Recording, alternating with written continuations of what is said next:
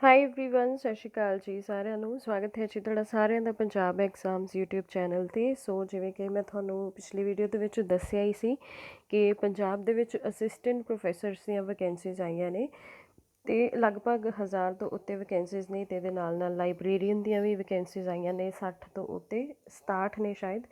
ਸੋ ਜਿਨ੍ਹਾਂ ਨੇ ਉਹ ਵੀਡੀਓ ਨਹੀਂ ਦੇਖੀ ਤਾਂ ਪਹਿਲਾਂ ਉਹ ਦੇਖ ਲੈਣ ਤਾਂ ਕਿ ਤੁਹਾਨੂੰ ਪਤਾ ਲੱਗ ਜਾਵੇ ਕਿ ਕਿਸ ਸਬਜੈਕਟ ਦੀ ਵੈਕੈਂਸੀ ਆਈ ਹੈ। ਤੇ ਸੈਲਰੀ ਦੀ ਅਗਰ ਆਪਾਂ ਗੱਲ ਕਰੀਏ ਤਾਂ ਜੀ ਇਹਦਾ ਪੇ ਸਕੇਲ ਬਹੁਤ ਜ਼ਿਆਦਾ ਅੱਛਾ ਹੈ ਤੇ ਬੇਸਿਕ ਪੇ ਹੈ ਉਹ 3 ਸਾਲਾਂ ਦੇ ਲਈ ਸੇਮ ਰਹੇਗਾ। ਫਿਰ ਉਸ ਤੋਂ ਬਾਅਦ ਸੈਲਰੀ ਜੋ ਹੈ ਉਹ ਇਨਕਰੀਜ਼ ਕਰ ਦਿੱਤੀ ਜਾਂਦੀ ਹੁੰਦੀ ਹੈ। ਸੋ ਅਗਰ ਦੇਖਿਆ ਜਾਵੇ ਕੁੱਲ ਮਿਲਾ ਕੇ ਤਾਂ ਇੱਕ ਬਹੁਤ ਅੱਛੀ ਓਪਰਚੁਨਿਟੀ ਹੈ ਉਹਨਾਂ ਕੈਂਡੀਡੇਟਸ ਦੇ ਲਈ ਜਿਹੜੇ ਇਹਨਾਂ ਪੋਸਟਾਂ ਦੇ ਵਾਸਤੇ ਐਲੀਜੀਬਲ ਨੇ। ਸੋ ਇਸ ਵੀਡੀਓ ਦੇ ਵਿੱਚ ਆਪਾਂ ਗੱਲ ਕਰਾਂਗੇ ਜੀ ਅਸਿਸਟੈਂਟ ਪ੍ਰੋਫੈਸਰ ਪੰਜਾਬੀ ਦੀ। ਸੋ ਵਿਦਿਅਕ ਯੋਗਤਾ ਬਾਰੇ ਡਿਸਕਸ ਕਰਾਂਗੇ। ਚੋਣ ਪ੍ਰਕਿਰਿਆ ਕੀ ਰਹੂਗੀ ਕਿ ਕਿਵੇਂ ਸਿਲੈਕਸ਼ਨ ਹੋਣੀ ਹੈ ਕੈਂਡੀਡੇਟਸ ਦੀ, ਉਮਰ ਹੱਦ ਕਿੰਨੀ ਰੱਖੀ ਗਈ ਹੈ, ਸੈਲਰੀ ਕੀ ਹੋਊਗੀ ਅਪਰੋਕਸੀਮੇਟ, ਅਤੇ ਐਪਲੀਕੇਸ਼ਨ ਫੀਸ ਕਿੰਨੀ ਰੱਖੀ ਗਈ ਹੈ, ਕੈਟੇਗਰੀ ਵਾਈਜ਼ ਪੋਸਟਾਂ ਕਿੰਨੀਆਂ ਨੇ ਅਤੇ ਲਾਸਟ ਡੇਟ ਕੀ ਹੈ ਅਪਲਾਈ ਕਰਨ ਦੀ। ਸੋ ਵੀਡੀਓ ਦੇ ਨਾਲ ਐਂਡ ਤੱਕ ਜ਼ਰੂਰ ਬਣੇ ਰਹਿਓ। ਅਤੇ ਅਗਰ ਤੁਸੀਂ ਚੈਨਲ ਸਬਸਕ੍ਰਾਈਬ ਨਹੀਂ ਕੀਤਾ ਤਾਂ ਸਬਸਕ੍ਰਾਈਬ ਜ਼ਰੂਰ ਕਰ ਲਿਓ ਤਾਂ ਕਿ ਤੁਹਾਨੂੰ ਆਉਣ ਵਾਲੀਆਂ ਵੀਡੀਓਜ਼ ਬਾਰੇ ਨੋਟੀਫਿਕੇਸ਼ਨ ਜੋ ਹੈ ਉਹ ਨਾਲ ਦੀ ਨਾਲ ਮਿਲਦੀ ਰਹੇ। ਸੋ ਅਗਰ ਆਪਾਂ ਪੰਜਾਬੀ ਦੀਆਂ ਪੋਸਟਾਂ ਦੀ ਗੱਲ ਕਰੀਏ ਤਾਂ ਜੀ 142 ਪੋਸਟਾਂ ਆਈਆਂ ਨੇ ਪੰਜਾਬੀ ਦੀਆਂ ਕੁੱਲ ਮਿਲਾ ਕੇ ਅਤੇ ਕਾਲਜ ਕੈਡਰ ਦੇ ਵਿੱਚ ਨੇ ਇਹ ਪੋਸਟਾਂ। ਅਤੇ ਕੈਟੇਗਰੀ ਵਾਈਜ਼ ਅਗਰ ਆਪਾਂ ਦੇਖੀਏ ਤਾਂ ਜੀ ਜਨਰਲ ਦੇ ਵਾਸਤੇ 39 ਪੋਸਟਾਂ ਰਿਜ਼ਰਵ ਕੀਤੀਆਂ ਗਈਆਂ ਨੇ, ਜਨਰਲ EWS ਵਾਸਤੇ 9, ਜਨਰਲ ਫੀਮੇਲ ਵਾਸਤੇ 16। ਤਾਂ ਇਹਦੇ ਵਿੱਚ ਇਹਨਾਂ ਨੇ ਪਹਿਲਾਂ ਹੀ ਅਲੱਗ ਕੀਤੀਆਂ ਹੋਈਆਂ ਨੇ ਜਿਵੇਂ ਫੀਮੇਲ ਦੀਆਂ ਅਤੇ ਮੇਲਸ ਦੀਆਂ। ਅਤੇ ਜਨਰਲ ਫੀਮੇਲ EWS ਵਾਸਤੇ 5 ਪੋਸਟਾਂ ਨੇ, ਸ਼ਡਿਊਲ ਕਾਸਟ ਵਾਸਤੇ 17 ਪੋਸਟਾਂ ਨੇ, ਸ਼ਡਿਊਲ ਕਾਸਟ ਫੀਮੇਲ ਵਾਸਤੇ 11 ਨੇ, ਸ਼ਡਿਊਲ ਕਾਸਟ ਐਕਸ ਸਰਵਿਸਮੈਨ ਵਾਸਤੇ 6 ਪੋਸਟਾਂ ਨੇ, BC ਦੀਆਂ 8, BC female 6, BC ex serviceman 3, ex serviceman 4, ex serviceman female ਦੀਆਂ 6 ਪੋਸਟਾਂ ਨੇ, ਹੈਂਡੀਕੈਪਡ ਬਾਈ ਰੋਟੇਸ਼ਨ 6 ਨੇ, ਸਪੋਰਟਸਮੈਨ ਦੀ 1, ਸਪੋਰਟਸਮੈਨ SC 2, ਸਪੋਰਟਸਮੈਨ ਫੀਮੇਲ 2 ਅਤੇ ਫਰੀडम ਫਾਈਟਰ ਬਾਈ ਰੋਟੇਸ਼ਨ 1 ਪੋਸਟਾਂ ਨੇ। ਸੋ ਟੋਟਲ ਜੀ 142 ਪੋਸਟਾਂ ਆਈਆਂ ਨੇ। ਹੁਣ ਅੱਗੇ ਦੇਖਦੇ ਹਾਂ ਕਿ ਤੁਸੀਂ ਕਿੱਥੇ ਅਪਲਾਈ ਕਰਨਾ ਅਤੇ ਕਦੋਂ ਤੋਂ ਅਪਲਾਈ ਕਰ ਸਕਦੇ ਹੋ। ਤਾਂ ਜੀ ਤੁਸੀਂ www.educationrecruitmentboard.com 'ਤੇ ਜਾਂ ਫਿਰ eservices.gnu.ac.in ਗਵਰਨਮੈਂਟ ਰਿਕਰੂਟਮੈਂਟ 'ਤੇ 8/11/2021 ਤੱਕ ਅਪਲਾਈ ਕਰ ਸਕਦੇ ਹੋ। ਸੋ ਜੀ ਜੋ ਇਹਦੀ ਲਾਸਟ ਡੇਟ ਰੱਖੀ ਗਈ ਹੈ। ਸੋ ਇਟ ਮੀਨਸ ਇਹੀ ਹੈ ਕਿ ਸਾਰਾ ਪ੍ਰੋਸੈਸ ਜੋ ਹੈ ਰਿਕਰੂਟਮੈਂਟ ਦਾ ਉਹ GNDU ਦੁਆਰਾ ਕਰਵਾਇਆ ਜਾ ਰਿਹਾ ਹੈ ਸਰਕਾਰ ਵੱਲੋਂ। ਅਤੇ ਉਸ ਤੋਂ ਬਾਅਦ ਜੀ ਕਲੋਜ਼ਿੰਗ ਡੇਟ ਜੋ ਹੈ ਸਬਮਿਸ਼ਨ ਦੀ ਉਹ 8/11/2021 ਸ਼ਾਮੀ 5 ਵਜੇ ਤੱਕ ਤੁਸੀਂ ਅਪਲਾਈ ਕਰ ਸਕਦੇ ਹੋ। ਹੁਣ ਦੇਖਦੇ ਹਾਂ ਕਿ ਇਹਦੇ ਵਾਸਤੇ ਵਿਦਿਅਕ ਯੋਗਤਾਵਾਂ ਜੋ ਨੇ ਪੰਜਾਬੀ ਦੀ ਪੋਸਟ ਵਾਸਤੇ ਕੀ ਰੱਖੀਆਂ ਗਈਆਂ ਨੇ। ਸਭ ਤੋਂ ਪਹਿਲਾਂ ਤਾਂ ਜੀ ਅੱਛਾ ਐਕੈਡੈਮਿਕ ਰਿਕਾਰਡ ਹੋਣਾ ਚਾਹੀਦਾ ਕੈਂਡੀਡੇਟ ਦਾ, ਘੱਟ ਤੋਂ ਘੱਟ 55% ਜੋ ਤੁਹਾਡੇ ਮਾਰਕਸ ਨੇ ਹੋਣੇ ਚਾਹੀਦੇ ਨੇ। ਜਾਂ ਫਿਰ ਅਗਰ ਤੁਹਾਡੇ ਲਾਈਕ ਗ੍ਰੇਡਸ ਦੇ ਵਿੱਚ ਮਾਰਕਸ ਨੇ, ਤੁਸੀਂ ਕਿਤੋਂ ਹੋਰ ਡਿਗਰੀ ਕੀਤੀ ਹੋਈ ਹੈ ਤਾਂ ਉਹ B ਗ੍ਰੇਡ ਐਟਲੀਸਟ ਹੋਣੀ ਚਾਹੀਦੀ ਹੈ। 7 ਪੁਆਇੰਟ ਸਕੇਲ ਹੋਣੇ ਚਾਹੀਦੇ ਆ, ਮਤਲਬ ਉਹਦਾ ਜੋ ਵੀ ਤੁਹਾਡਾ ਸਿਸਟਮ ਹੁੰਦਾ। ਜੇ ਤੁਸੀਂ ਮੰਨ ਲਓ ਕਿਤੇ ਹੋਰ ਇੰਡੀਅਨ ਯੂਨੀਵਰਸਿਟੀ ਤੋਂ ਕੀਤੀ ਹੋਈ ਹੈ, ਪੰਜਾਬ ਯੂਨੀਵਰਸਿਟੀ ਤੋਂ ਨਹੀਂ ਕੀਤੀ ਹੋਈ, ਉਹਦੇ ਨਾਲ ਜੀ ਸੈਕਿੰਡ ਕੰਡੀਸ਼ਨ ਹੈ ਕਿ ਤੁਹਾਡੇ ਕੋਲ ਮੈਟਰੀਕੂਲੇਸ਼ਨ ਐਗਜ਼ਾਮੀਨੇਸ਼ਨ ਪਾਸ ਹੋਣਾ ਚਾਹੀਦਾ ਜਿਹਦੇ ਵਿੱਚ ਤੁਸੀਂ ਪੰਜਾਬੀ 10ਵੀਂ ਪੱਧਰ ਦੀ ਪੰਜਾਬੀ ਜੋ ਹੈ ਪਾਸ ਕੀਤੀ ਹੋਵੇ, ਜਾਂ ਫਿਰ ਇਲੈਕਟਿਵ ਸਬਜੈਕਟ ਔਰ ਐਨੀ ਅਦਰ ਇਕੁਇਵਲੈਂਟ ਐਗਜ਼ਾਮੀਨੇਸ਼ਨ ਇਨ ਪੰਜਾਬੀ ਲੈਂਗੁਏਜ। ਜਿਵੇਂ ਤੁਹਾਨੂੰ ਪਤਾ ਹੈ ਕਿ ਪੰਜਾਬੀ ਯੂਨੀਵਰਸਿਟੀ ਵੀ ਭਾਸ਼ਾ ਵਿਭਾਗ ਵੱਲੋਂ ਵੀ ਪੰਜਾਬੀ ਦਾ ਇੱਕ ਪੇਪਰ ਜੋ ਹੈ ਲਿਆ ਜਾਂਦਾ ਅਤੇ ਜਿਹਦੇ ਕਰਨ ਨਾਲ ਕੈਂਡੀਡੇਟਸ ਜੋ ਨੇ ਉਹ ਸਰਕਾਰੀ ਜੋਬਸ ਵਾਸਤੇ ਐਲੀਜੀਬਲ ਹੋ ਜਾਂਦੇ ਨੇ ਪੰਜਾਬ ਦੇ ਵਿੱਚ। ਸੋ ਅਗਰ ਉਹ ਵੀ ਕੀਤਾ ਹੋਇਆ ਤਾਂ ਉਹ ਵੀ ਇਹਦੇ ਵਾਸਤੇ ਵੈਲਿਡ ਹੈ। ਸੋ ਫਸਟ ਕੰਡੀਸ਼ਨ ਸੀਗੀ ਜੀ ਇਹਦੀ 55% ਵਾਲੀ ਜਾਂ ਗ੍ਰੇਡ B ਹੋਣਾ ਚਾਹੀਦਾ। ਸੈਕਿੰਡ ਹੈ ਕਿ ਤੁਹਾਡੇ ਕੋਲ ਪੰਜਾਬੀ ਹੋਣੀ ਚਾਹੀਦੀ ਹੈ ਮੈਟ੍ਰਿਕ ਦੇ ਵਿੱਚ। ਹੁਣ ਥਰਡ ਦੇਖੋ ਜਿਹੜੀ ਸਭ ਤੋਂ ਜ਼ਰੂਰੀ ਚੀਜ਼ ਹੈ that is national eligibility test NET conducted by the university grants commission. ਅਤੇ ਇਹਦੇ ਵਾਸਤੇ ਜੀ ਇਹ ਸਾਰੇ ਕੈਂਡੀਡੇਟਸ ਕੋਲ ਹੋਣਾ ਲਾਜ਼ਮੀ ਹੈ ਤਾਂ ਹੀ ਤੁਸੀਂ ਐਲੀਜੀਬਲ ਹੋ ਪਾਓਗੇ ਇਹਦੇ ਵਾਸਤੇ। ਹੁਣ ਕਈ ਵਾਰੀ ਪਹਿਲਾਂ ਕੀ ਹੁੰਦਾ ਸੀ SLET ਜਾਂ SET ਦਾ ਟੈਸਟ ਹੁੰਦਾ ਸੀਗਾ। ਸੋ ਅਗਰ ਉਹ ਵੀ ਕੀਤਾ ਹੋਇਆ ਤਾਂ ਇਹਨਾਂ ਨੇ ਹੁਣ ਕਿਹਾ ਕਿ ਉਹਦੀ ਕੀ ਕੰਡੀਸ਼ਨ ਹੈਗੀ ਅਗਰ ਤੁਸੀਂ ਉਹ ਕੀਤਾ ਹੋਇਆ, ਜਿਵੇਂ ਇਹਨਾਂ ਨੇ ਦੱਸਿਆ ਹੋਇਆ ਕਿ ਔਰ ਸਿਮਿਲਰ ਟੈਸਟ ਐਕ੍ਰੈਡੀਟਡ ਬਾਏ ਦਾ UGC ਲਾਈਕ SLET SET। ਹੁਣ ਕੁਛ ਸਟੇਟਸ ਵਾਲੇ ਨੇ ਉਹ ਆਪਣਾ ਸਟੇਟ ਦਾ ਟੈਸਟ ਵੀ ਲੈਂਦੇ ਨੇ ਜਾਂ ਫਿਰ ਉਹ UGC ਵੱਲੋਂ ਪ੍ਰਮਾਣਿਤ ਹੋਣਾ ਚਾਹੀਦਾ ਤੁਸੀਂ ਜਿਹੜਾ ਵੀ ਟੈਸਟ ਕਲੀਅਰ ਕੀਤਾ ਹੋਇਆ, ਅਤੇ ਉਹ ਯੋਗਤਾ ਜੋ ਹੈ ਜਾਂ ਉਹਦੀ ਇਕੁਇਵਲੈਂਸੀ ਜੋ ਹੈ ਉਹ ਨੈਟ ਦੇ ਟੈਸਟ ਦੀ ਬਰਾਬਰ ਦੀ ਹੋਣੀ ਚਾਹੀਦੀ ਹੈ। ਅਤੇ ਅਸਿਸਟੈਂਟ ਪ੍ਰੋਫੈਸਰ ਦੇ ਲਈ ਕਾਲਜ ਵਾਲੇ ਅਸਿਸਟੈਂਟ ਪ੍ਰੋਫੈਸਰ ਦੇ ਲਈ ਟੈਸਟ ਜੋ ਹੈ ਲਿਆ ਜਾਂਦਾ।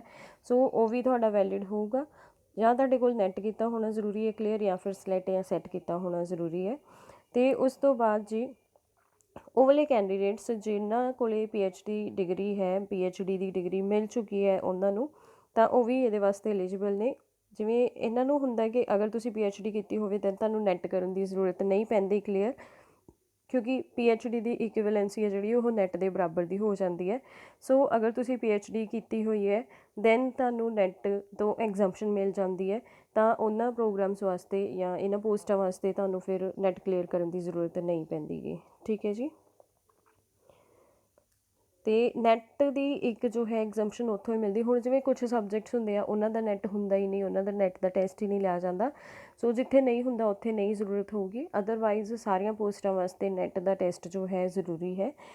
ਅਤੇ ਉਸ ਤੋਂ ਬਾਅਦ ਜੀ ਇੱਕ ਨਾ ਇਹ ਕੰਡੀਸ਼ਨ ਦਿੱਤੀ ਹੋਈ ਆ ਸੈੱਟ ਵਾਲਿਆਂ ਦੀ, ਤਾਂ ਉਹ ਜਿਹੜੇ ਵੀ ਇਹਦੇ ਵਾਸਤੇ ਐਲੀਜੀਬਲ ਹੈਗੇ ਨੇ, ਮਤਲਬ ਜਿਨ੍ਹਾਂ ਨੇ ਸੈੱਟ ਦਾ ਟੈਸਟ ਦਿੱਤਾ ਹੋਇਆ, ਤਾਂ ਇੱਕ ਵਾਰੀ ਇਹ ਧਿਆਨ ਨਾਲ ਜ਼ਰੂਰ ਪੜ੍ਹ ਲੈਣ ਡਿਟੇਲ ਦੇ ਵਿੱਚ ਕਿ ਇਹਨਾਂ ਨੇ ਕੀ ਮਤਲਬ ਇਹਦੇ ਬਾਰੇ ਦੱਸਿਆ ਹੋਇਆ, ਅਤੇ PhD ਦਾ ਵੀ ਸਾਰਾ ਡਿਟੇਲ ਦੇ ਵਿੱਚ ਦੱਸਿਆ ਹੋਇਆ ਕਿ ਉਹਦਾ ਪ੍ਰੋਸੈਸ ਕੀ ਹੋਊਗਾ। ਨੈਕਸਟ ਗੱਲ ਕਰਦੇ ਹਾਂ ਜੀ ਮੋਡ ਆਫ ਸਿਲੈਕਸ਼ਨ। ਹੁਣ ਸਿਲੈਕਸ਼ਨ ਹੈ ਜੀ ਜਿਹੜੀ ਉਹ ਕਿਵੇਂ ਹੋਣੀ ਹੈ, scores achieved in the written test. It means ਕਿ ਇਹਦਾ ਇੱਕ ਰਿਟਨ ਟੈਸਟ ਹੋਊਗਾ ਅਤੇ ਉਹਦੇ ਵਿੱਚ ਜਿੰਨੇ ਮਾਰਕਸ ਆਉਣਗੇ ਉਹਦੇ ਬੇਸਿਸ 'ਤੇ ਜੋ ਹੈ ਮੈਰਿਟ ਵਗੈਰਾ ਬਣਾਈ ਜਾਊਗੀ। ਤਾਂ ਅੱਗੇ ਦੱਸਿਆ ਵੀ ਹੋਇਆ ਕਿ in order of merit will be called for counselling and after verifying the documents the department will issue them appointment letter. So ਜੀ ਇੱਕ ਹੀ ਸਟੈਪ ਹੋਊਗਾ ਇਹਦੇ ਵਿੱਚ। ਇਹਨਾਂ ਨੇ ਜਿਵੇਂ ਇੰਟਰਵਿਊ ਵਗੈਰਾ ਨਹੀਂ ਲਿਖਿਆ ਹੋਇਆਗਾ, ਤਾਂ ਸਿਰਫ ਔਰ ਸਿਰਫ ਤੁਹਾਡਾ ਜੋ ਹੈ ਰਿਟਨ ਟੈਸਟ ਦੇ ਬੇਸਿਸ 'ਤੇ ਹੀ ਸਿਲੈਕਸ਼ਨ ਹੋਣੀ ਹੈ। ਅਤੇ part time guest faculty contractual teachers working in the government colleges clearing the written test will be given extra weightage of 1 mark per completed academic year of teaching experience subject to a maximum limit of 5 marks. ਤਾਂ ਜੀ ਇਹ ਪੋਸਟਾਂ ਵੀ ਕੁਛ ਹੱਦ ਤੱਕ ਜਿਵੇਂ ਵਿਭਾਗੀ ਹੀ ਆਪਾਂ ਕਹਿ ਸਕਦੇ ਹਾਂ ਵੀ ਉਹਨਾਂ ਨੂੰ ਵੇਟੇਜ ਦਿੱਤੀ ਜਾ ਰਹੀ ਹੈ। ਜਿਹੜੇ ਆਲਰੇਡੀ ਕਾਲਜਿਸ ਦੇ ਵਿੱਚ ਪ੍ਰੋਫੈਸਰਸ ਲੱਗੇ ਹੋਏ ਨੇ, ਜਿਵੇਂ ਕਿ ਪਾਰਟ ਟਾਈਮ ਜਾਂ ਗੈਸਟ ਫੈਕਲਟੀ ਜਾਂ ਕੰਟਰੈਕਚੁਅਲ ਨੇ, ਅਤੇ ਉਹਨਾਂ ਦੇ ਨੈਟ ਕਲੀਅਰ ਨੇ, ਤਾਂ ਜੀ ਉਹਨਾਂ ਨੂੰ ਵੇਟੇਜ ਮਿਲੂਗੀ। ਵੇਟੇਜ ਕਿੱਦਾਂ ਮਿਲਣੀ ਹੈ ਕਿ ਉਹਨਾਂ ਨੇ ਜਿੰਨੇ ਸਾਲ ਆਪਣੀ ਸੇਵਾ ਦੇ ਨਿਭਾਏ ਹੋਏ ਨੇ ਕਾਲਜ ਦੇ ਵਿੱਚ, ਉਹਦੇ ਸਾਲ ਦੇ ਹਿਸਾਬ ਨਾਲ 1 ਸਾਲ ਦਾ 1 ਨੰਬਰ ਮਿਲਣਾ ਅਤੇ ਮੈਕਸੀਮਮ 5 ਨੰਬਰ ਮਿਲਣਗੇ। ਫੋਰ ਐਗਜ਼ਾਮਪਲ ਅਗਰ ਕਿਸੇ ਨੇ 8 ਸਾਲ ਲਾਏ ਨੇ ਤਾਂ ਬਣਦੇ 8 ਨੰਬਰ ਨੇ, ਬਟ ਉਹਨਾਂ ਨੂੰ ਸਿਰਫ 5 ਹੀ ਦਿੱਤੇ ਜਾਣਗੇ, ਉਸ ਤੋਂ ਜ਼ਿਆਦਾ ਨੰਬਰ ਨਹੀਂ ਦਿੱਤੇ ਜਾਣਗੇ। ਅਤੇ ਉਸ ਤੋਂ ਬਾਅਦ ਜੀ the marks corresponding to experience obtained by these candidates will be added to the score. So ਇਹ ਜੋ ਹੈ ਇਹਨਾਂ ਦੇ ਰਿਟਨ ਟੈਸਟ ਵਾਲੇ ਸਕੋਰ ਦੇ ਵਿੱਚ ਐਡ ਕਰ ਦਿੱਤੇ ਜਾਣਗੇ। ਜਿਵੇਂ ਆਪਣਾ ਹੁਣ ETT ਵਗੈਰਾ ਦਾ ਪ੍ਰੋਸੈਸ ਚੱਲ ਰਿਹਾ ਵਾ ਕਿ ਉਹਦੇ ਵਿੱਚ ਗ੍ਰੈਜੂਏਸ਼ਨ ਦੇ ਐਡ ਹੋ ਰਹੇ ਆ ਮਾਰਕਸ, ਸੋ ਇਹਦੇ ਵਿੱਚ ਐਕਸਪੀਰੀਅੰਸ ਦੇ ਮਾਰਕਸ ਐਡ ਹੋਣਗੇ। ਜਿਵੇਂ ਵਲੰਟੀਅਰਸ ਵਾਲਾ ਪ੍ਰੋਸੈਸ ਆ, ਸੋ ਇਹ ਵੀ ਉੱਦਾਂ ਹੀ ਹੈ, ਅਤੇ ਉਹਦੇ ਬੇਸਿਸ 'ਤੇ ਉਹਨਾਂ ਦੀ ਮੈਰਿਟ ਬਣਾਈ ਜਾਊਗੀ। ਫਿਰ ਉਸ ਤੋਂ ਬਾਅਦ ਜੀ ਅਗਰ ਆਪਾਂ scale of pay and salary ਦੀ ਗੱਲ ਕਰੀਏ ਤਾਂ ਬਹੁਤ ਅੱਛਾ ਸਕੇਲ ਹੈ ਇਹਦਾ।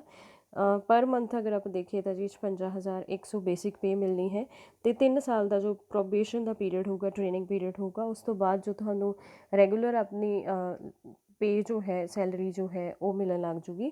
ਏਜ ਲਿਮਿਟ ਦੀ ਅਗਰ ਗੱਲ ਕਰੀਏ ਤਾਂ ਜੀ 18 ਤੋਂ 37 ਸਾਲ ਐਜ਼ ਔਨ 1 ਜਨਵਰੀ 2022। ਸੋ 2022 ਦਾ ਇਹਨਾਂ ਨੇ ਰੱਖਿਆ ਹੈ, ਅਤੇ ਉਦੋਂ ਤੱਕ ਤੁਹਾਡੀ ਏਜ ਜੋ ਹੈ it should be between 18 and 37। ਅਤੇ ਉਸ ਤੋਂ ਬਾਅਦ ਜੀ ਏਜ ਰਿਲੈਕਸੇਸ਼ਨ ਜੋ ਹੈ ਉਹ 5 ਸਾਲਾਂ ਦੀ ਮਿਲੂਗੀ ਉਹ ਵਾਲੇ ਕੈਂਡੀਡੇਟਸ ਨੂੰ ਜਿਹੜੇ SC ਜਾਂ BC ਤੋਂ ਬਿਲੋਂਗ ਕਰਦੇ ਨੇ, ਪੰਜਾਬ ਦੇ ਖਾਸ ਕਰਕੇ। ਅਤੇ ਗਵਰਨਮੈਂਟ ਐਮਪਲੋਈਜ਼ ਨੇ ਜਿਹੜੇ ਪੰਜਾਬ ਦੇ ਜਾਂ ਸੈਂਟਰਲ ਗਵਰਨਮੈਂਟ ਦੇ ਨੇ, ਉਹਨਾਂ ਦੀ ਏਜ ਲਿਮਿਟ ਜੋ ਹੈ 45 ਈਅਰਸ ਹੈ। ਵਿਡੋਜ਼ ਅਤੇ divorcee women belonging to the state of Punjab, ਉਹਨਾਂ ਵਾਸਤੇ 42 ਈਅਰਸ ਹੈ। ਅਤੇ ਅਗਰ ਕੈਂਡੀਡੇਟਸ ਨੇ ਜੀ ਜਿਹੜੇ ਪਰਸਨਸ ਵਿਦ ਡਿਸੇਬਿਲਿਟੀ ਦੇ ਵਿੱਚ ਆਉਂਦੇ ਨੇ, ਤਾਂ ਉਹਨਾਂ ਨੂੰ 10 ਸਾਲ ਦੀ ਰਿਲੈਕਸੇਸ਼ਨ ਦਿੱਤੀ ਜਾ ਰਹੀ ਹੈ। ਅਤੇ ਬਾਕੀ ਤੁਹਾਨੂੰ ਪਤਾ ਹੀ ਹੈ ਕਿ ਜਿਵੇਂ ਐਕਸ ਮਿਲਟਰੀ ਹੁੰਦੇ ਨੇ ਉਹਨਾਂ ਨੂੰ ਤਾਂ ਚਲੋ ਮਿਲਦੀ ਹੀ ਹੈ ਰਿਲੈਕਸੇਸ਼ਨ।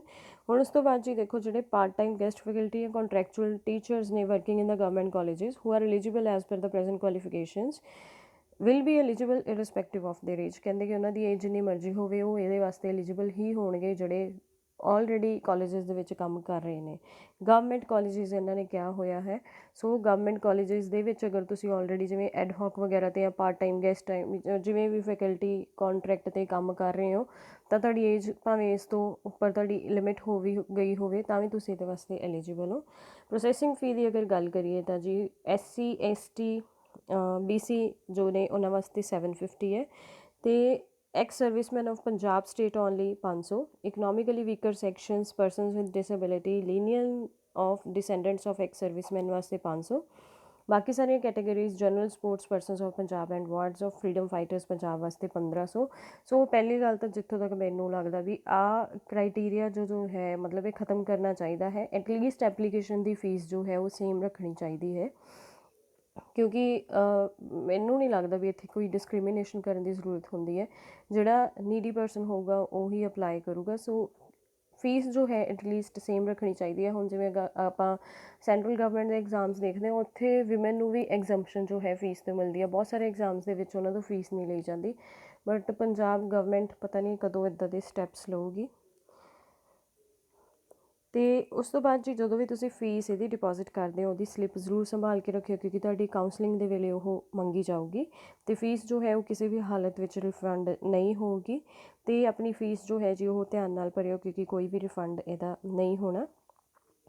ਅਤੇ ਇਹ ਵਾਲੀਆਂ ਪੋਸਟਾਂ 'ਚ ਨੇ ਜੀ ਇਹਨਾਂ ਨੇ ਦੱਸਿਆ ਹੋਇਆ ਕਿ ਟੈਂਪਰੇਰੀ ਨੇ but likely to be continued, ਕਿ ਜਿਹੜੇ ਮਤਲਬ ਜਿੰਨੇ ਵੀ ਪਰਸਨਸ ਇਹ ਅਪੋਇੰਟ ਕਰਨਗੇ ਉਹ ਉਹਨਾਂ ਨੂੰ ਇੱਕ ਵਾਰੀ 3 ਸਾਲ ਦੇ ਟ੍ਰੇਨਿੰਗ ਪੀਰੀਅਡ 'ਤੇ ਰੱਖਿਆ ਜਾਊਗਾ। Appointment can be terminated if the work and conduct of the increment during the period of probation is in the opinion of appointing authority is not found satisfactory. ਕਹਿਣ ਦਾ ਭਾਵ ਹੈ ਕਿ ਅਗਰ ਤੁਹਾਡਾ ਕੰਡਕਟ, ਤੁਹਾਡਾ ਰਵੱਈਆ, ਤੁਹਾਡਾ ਵਤੀਰਾ ਜੋ ਹੈ ਉਹ 3 ਸਾਲਾਂ ਦੀ ਪ੍ਰੋਬੇਸ਼ਨ ਪੀਰੀਅਡ ਦੇ ਵਿੱਚ ਉਹਨਾਂ ਨੂੰ ਨਹੀਂ ਚੰਗਾ ਲੱਗਦਾ ਅਤੇ ਅਗੇਂਸਟ ਲੱਗਦਾ ਵੀ ਕੋਡ ਆਫ ਕੰਡਕਟ ਤੁਸੀਂ ਨਹੀਂ ਫੋਲੋ ਕਰ ਰਹੇ, ਤਾਂ ਤੁਹਾਨੂੰ ਕਿਸੇ ਵੀ ਟਾਈਮ ਟਰਮੀਨੇਟ ਕੀਤਾ ਜਾ ਸਕਦਾ ਹੈ। ਅਤੇ ਉਸ ਤੋਂ ਬਾਅਦ ਜੀ ਕੈਂਡੀਡੇਟਸ ਨੂੰ ਬਹੁਤ ਸਾਰੀਆਂ ਇਹਨਾਂ ਨੇ ਗਾਈਡਲਾਈਨਸ ਦਿੱਤੀਆਂ ਹੋਈਆਂ ਨੇ, ਸੋ ਤੁਸੀਂ ਇੱਕ ਵਾਰੀ ਜ਼ਰੂਰ ਸਾਰੀਆਂ ਪੜ੍ਹ ਲਿਓ ਸਬਮਿਟ ਕਰਨ ਤੋਂ ਪਹਿਲਾਂ। ਵੈਸੇ ਮੈਂ ਇਹਦੀ ਇੱਕ ਅਲੱਗ ਤੋਂ ਵੀ ਵੀਡੀਓ ਬਣਾ ਦੂੰਗੀ ਕਿ ਇਹਦੇ ਵਾਸਤੇ ਅਪਲਾਈ ਕਿੱਦਾਂ ਕਰਨਾ ਹੈ, ਸਾਰਾ ਤੁਹਾਨੂੰ ਦੱਸ ਦੂੰਗੀ, ਠੀਕ ਹੈ ਜੀ। ਸੋ ਜੋ ਵੀ ਅਪਲਾਈ ਕਰਨਾ ਚਾਹੁੰਦੇ ਨੇ ਅਤੇ ਉਹਨਾਂ ਨੂੰ ਕੋਈ ਵੀ ਕੁਐਰੀ ਹੈ ਦੈਨ ਤੁਸੀਂ ਪੁੱਛ ਸਕਦੇ ਹੋ। ਅਤੇ ਇੱਕ ਚੀਜ਼ ਹੋਰ ਕਿ 33% ਦੀ ਜਿਹੜੀ ਰਿਜ਼ਰਵੇਸ਼ਨ ਆ ਫੀਮੇਲ ਕੈਂਡੀਡੇਟਸ ਦੀ ਉਹਨਾਂ ਨੇ ਕੀਤੀ ਹੋਈ ਆ। ਆਪਾਂ ਉੱਪਰ ਪੜ੍ਹਿਆ ਸੀ ਤਾਂ ਮੈਂ ਤੁਹਾਨੂੰ ਦੱਸਤਾ ਸੀਗਾ, ਬਟ ਮੇਲ ਅਤੇ ਫੀਮੇਲ ਦੀ ਜਿਹੜੀ ਮੈਰਿਟ ਲਿਸਟ ਆ ਉਹ ਕਾਮਨ ਹੀ ਬਣੂਗੀ। ਅਤੇ ਉਸ ਤੋਂ ਬਾਅਦ ਐਪਲੀਕੇਸ਼ਨ ਦੀ ਲਾਸਟ ਡੇਟ ਤੱਕ ਯਾਨੀ ਕਿ 8 ਨਵੰਬਰ ਤੱਕ ਤੁਹਾਡੇ ਕੋਲ ਤੁਹਾਡੀਆਂ ਸਾਰੀਆਂ ਵਿਦਿਅਕ ਯੋਗਤਾਵਾਂ ਦੇ ਸਰਟੀਫਿਕੇਟਸ ਜੋ ਨੇ ਉਹ ਹੋਣੇ ਚਾਹੀਦੇ ਨੇ। ਜੋ ਵੀ ਤੁਹਾਡੇ ਕੋਲ ਉਹਨਾਂ ਨੇ ਸਰਟੀਫਿਕੇਟਸ ਵਗੈਰਾ ਉੱਤੇ ਮੈਂ ਦੱਸੇ ਸੀਗੇ ਕਿ ਕਿਹੜੇ ਕਿਹੜੇ ਨੇ, ਉਹ ਸਾਰੇ ਉਦੋਂ ਤੱਕ ਹੋਣੇ ਚਾਹੀਦੇ ਨੇ। ਅਤੇ ਉਸ ਤੋਂ ਇਲਾਵਾ ਲਾਸਟ ਵਿੱਚ ਇਹਨਾਂ ਨੇ ਅਗੇਨ ਨੋਟ ਦਿੱਤਾ ਹੋਇਆ ਕਿ ਫੋਰਮ ਭਰਨ ਦੀ ਜਿਹੜੀ ਜ਼ਿੰਮੇਵਾਰੀ ਹੈ, ਸਾਰੀ ਰਿਸਪੋਂਸੀਬਿਲਿਟੀ ਤੁਹਾਡੀ ਹੈ ਕਿ ਤੁਸੀਂ ਬਿਲਕੁਲ ਸਹੀ ਇਨਫੋਰਮੇਸ਼ਨ ਜੋ ਹੈ ਆਪਣੀ ਦਿਓ। ਅਗਰ ਤੁਸੀਂ ਕੋਈ ਵੀ ਫਾਲਸ ਇਨਫੋਰਮੇਸ਼ਨ ਆਪਣੀ ਦਿੰਦੇ ਹੋ ਜਾਂ ਇਨਕੰਪਲੀਟ ਇਨਫੋਰਮੇਸ਼ਨ ਤੁਸੀਂ ਦਿੰਦੇ ਹੋ, ਡਿਫੈਕਟਿਵ ਐਪਲੀਕੇਸ਼ਨ ਤੁਹਾਡੀ ਹੁੰਦੀ ਹੈ, ਤਾਂ ਜੀ ਉਹ ਰਿਜੈਕਟ ਹੋਊਗਾ। ਸੋ ਜਦੋਂ ਵੀ ਤੁਸੀਂ ਫਿਲ ਕਰਦੇ ਹੋ ਕੋਸ਼ਿਸ਼ ਤਾਂ ਕਰਿਆ ਕਰੋ ਕਿ ਆਪ ਹੀ ਫਿਲ ਕਰੋ, ਭਾਵੇਂ ਤੁਸੀਂ ਕੈਫੇ 'ਤੇ ਹੀ ਕਰਦੇ ਹੋ, ਕਿਉਂਕਿ ਕਈ ਵਾਰੀ ਹੁੰਦਾ ਕਿ ਕੈਫੇ ਵਾਲਿਆਂ ਤੋਂ ਥੋੜ੍ਹੀ ਬਹੁਤ ਗਲਤੀ ਹੋ ਜਾਂਦੀ ਹੈ, ਦੈਨ ਉਹਦਾ ਨਤੀਜਾ ਜੋ ਹੈ ਉਹ ਤੁਹਾਨੂੰ ਭੁਗਤਣਾ ਪੈਂਦਾ। ਜਿਵੇਂ ETT ਦੇ ਵਿੱਚ ਵੀ ਕਈ ਸਾਰੇ ਕੈਂਡੀਡੇਟਸ ਨੂੰ ਉਦੋਂ ਬਹੁਤ ਪ੍ਰੋਬਲਮਸ ਆਈਆਂ ਸੀਗੀਆਂ। ਸੋ ਐਟਲੀਸਟ ਇੰਨਾ ਕੁ ਕਰਿਆ ਕਰੋ ਕਿ ਤੁਸੀਂ ਆਪਣੀਆਂ ਡਿਟੇਲਸ ਵਗੈਰਾ ਖੁਦ ਭਰ ਦਿਆ ਕਰੋ, ਅਤੇ ਬਾਕੀ ਜੋ ਫੀਸ ਵਗੈਰਾ ਪੇ ਕਰਾਉਣੀ ਹੁੰਦੀ ਆ ਉਹ ਤੁਸੀਂ ਉਹਨਾਂ ਤੋਂ ਕਰਾ ਲਿਆ ਕਰੋ। ਸੋ ਸਟਿਲ ਅਗਰ ਤੁਹਾਨੂੰ ਇਸ ਪੂਰੇ ਨੋਟਿਸ ਨੂੰ ਲੈ ਕੇ ਕੋਈ ਵੀ ਕੁਐਰੀ ਹੈ ਦੈਨ ਤੁਸੀਂ ਕਮੈਂਟ ਬਾਕਸ ਦੇ ਵਿੱਚ ਕਮੈਂਟ ਕਰ ਦਿਓ। ਅਤੇ ਸਿਲੇਬਸ ਵਗੈਰਾ ਦੀ ਜੀ ਜਿਹੜੀ ਪੋਸਟ ਹੈ ਉਹ ਇਸ ਤੋਂ ਬਾਅਦ ਆਪਾਂ ਅਪਲੋਡ ਕਰਾਂਗੇ। ਅਤੇ ਬਾਕੀ ਜਿਹੜੇ ਵੀ ਕੈਂਡੀਡੇਟਸ ਦਾ ਨੈਟ ਕਲੀਅਰ ਹੈ ਉਹ ਬੇਝਿਜਕ ਇਹਨਾਂ ਪੋਸਟਾਂ ਵਾਸਤੇ ਅਪਲਾਈ ਕਰ ਸਕਦੇ ਨੇ। ਸੋ ਥੈਂਕ ਯੂ ਜੀ, ਥੈਂਕਸ ਫੋਰ ਵਾਚਿੰਗ, ਅਤੇ ਚੈਨਲ ਨਾਲ ਬਣੇ ਰਹੋ, ਜੁੜੇ ਰਹੋ। Thank you.